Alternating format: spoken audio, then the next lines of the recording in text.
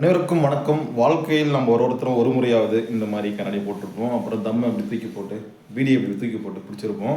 அந்த வகையில் அனைவருமே நம்ம யார், தலைவர் ரஜினியோட ஃபேனாக தான் இருந்திருப்போம். அதுக்கப்புறமா தான் அஜித், விஜய் இவங்களுக்கு ஃபேனாக மாறி இருப்போம்.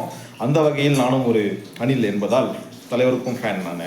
ஸோ இந்த எதுக்கு இவ்வளோ பில்டப் கொடுக்குறேன் அப்படின்னா, நேற்று கூலி படத்துக்கு போயிருந்தேன்.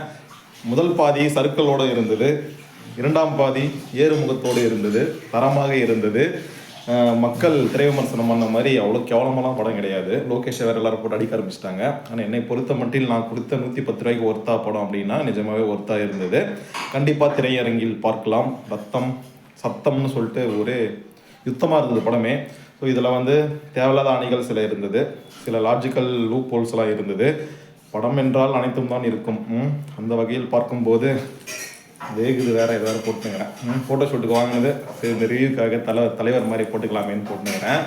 ஸோ படம் நல்லா தாங்க இருக்குது, நீங்கள் கண்டிப்பாக பார்க்கலாம்.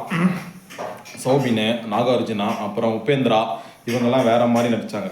நிஜமாகவே சூப்பராக இருந்தது. பிஜிஎம்மும் சரி, அவங்களோட ஆக்ஷன் சீன்ஸு சீக்வன்ஸு எல்லாமே நல்லா இருந்தது. நிஜமாக நீங்கள் போய் பார்க்கலாம். குழந்தைங்க அவளோட இல்லைன்னு நினைக்கிறேன், ஏன்னா ஒரே ரத்த கலரையாக இருக்குது படத்துலன்றதுனால. மற்றபடி தலைவர் வேறு ரகம் செம்மையாக பண்ணிட்டார். நன்றி, வணக்கம்.